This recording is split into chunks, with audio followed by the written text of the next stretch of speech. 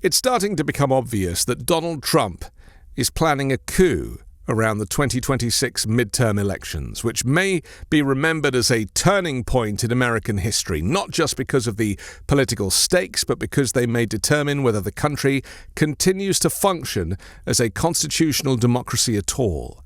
For Donald Trump, these elections represent more than another partisan battle. They are an existential threat. If Democrats take control of Congress, a tidal wave of investigations would almost certainly follow, pulling into the light years of corruption, grift, and questionable dealings by Trump, his family, and his inner circle. Like many authoritarian rulers, Trump now finds himself in the trap of his own corruption. He cannot afford to lose power. To relinquish office would be to invite criminal prosecution and potentially prison. That dynamic has played out in Russia with Vladimir Putin, who knows that stepping down would expose him to the full force of the law. Trump faces the same dilemma.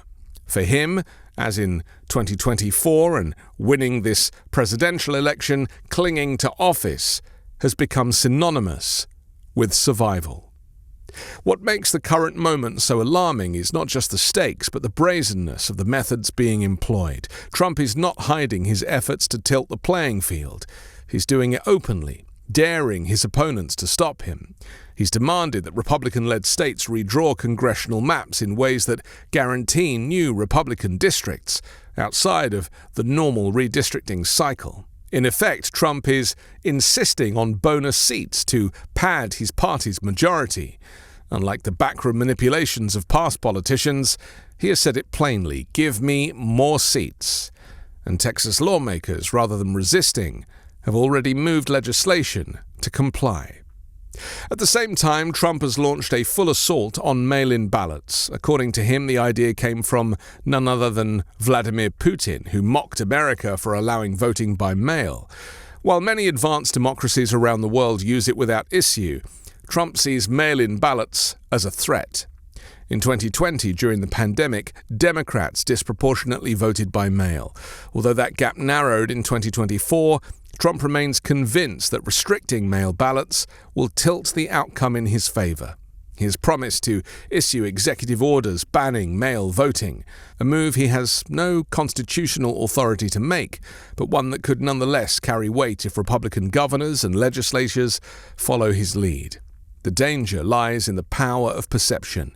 If Trump can convince his supporters that his authority is legitimate, then for practical purposes, it becomes real.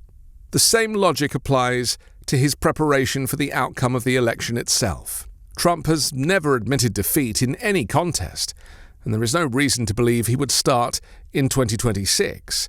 He is positioning himself to declare certain states or districts corrupt and nullify their results. By spreading the narrative that only he can decide which votes count, Trump sets the stage to undermine the legitimacy of the election altogether.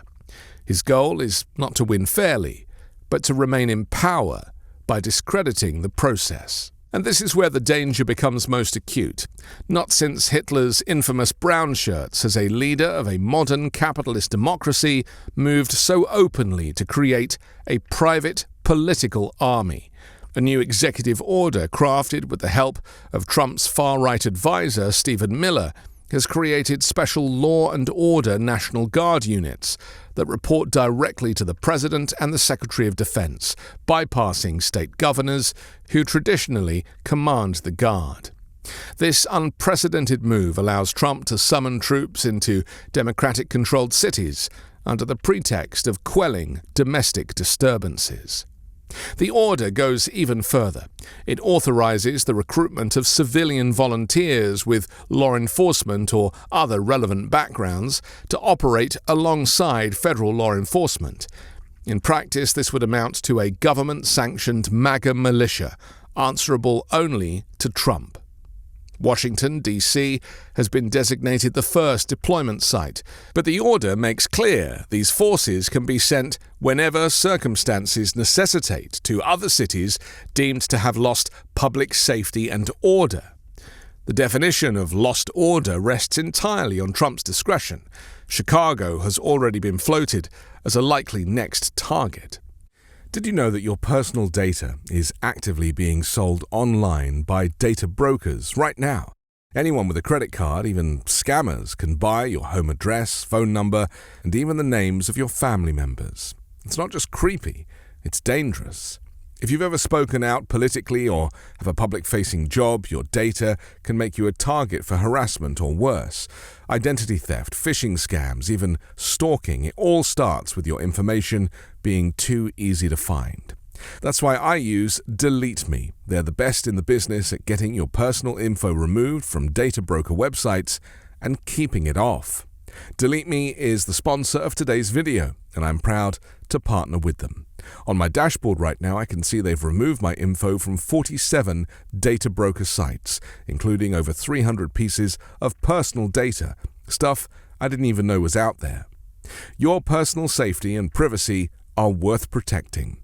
Head to joindeleteme.com/5minutenews and use promo code 5minutenews for 20% off.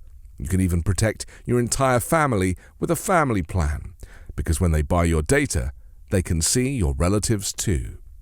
That's joindeleteme.com/5minutenews, promo code 5minutenews. What emerges from these maneuvers, manufactured seats, restricted voting, the claim of unilateral authority to declare results, and the mobilization of a loyalty paramilitary force is a blueprint for dismantling American democracy from within. Trump is not playing chess or carefully planning every move. He is acting instinctively, as an authoritarian to his core. But instinct or not, the pieces are falling into place. Critics warn that the danger lies not only in the steps themselves, but in their normalization.